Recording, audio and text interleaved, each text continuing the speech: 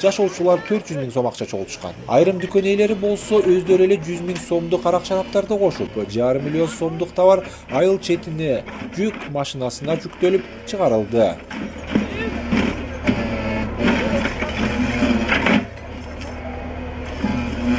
Темиргечилер алгач айылдагы чоң дүкөнгө барышты. Ал жердеги спирт ичимдиктерин унаага жүктөөгө кеминде 1 саат убакыт коротушту.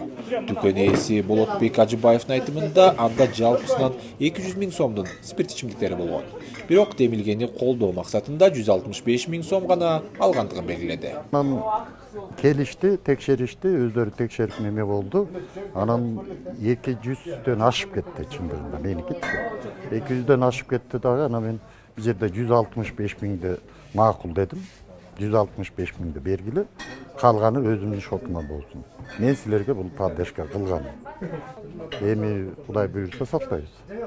Аракет кылабыз. Ошентип дүкөн ээсине 165 000 сом санап беришкен айылдык жаштар башка дүкөндүн арактарын чогултууга киришти. Бул ишке улгайган байбичелер кубанып, бата берип жатышты. Алардын бири Насыя Санакунова мастыктын айынан айрым үй бүлөлөр бузулуп жаткандыгын, эгер арак сатылбай калса, мындай көйгөй азаярын белгилейт. Арак деген жаман экен чын эле. Менин бар эмес, жеке балдардын баары бусулду арактан. Бүт бусулду, жаш балдар бусулду чын эле. Жалпы ушул айылыбызга эмгекчилдин элине рахмат, чоң молдолорго бүт рахмат, элибизге, жерибизге рахмат балам.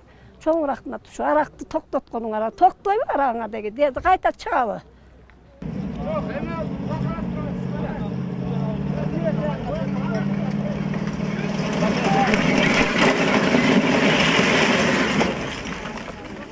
Эмечил айылынын жаштар бөлүмүнүн төрагасы Жаныбек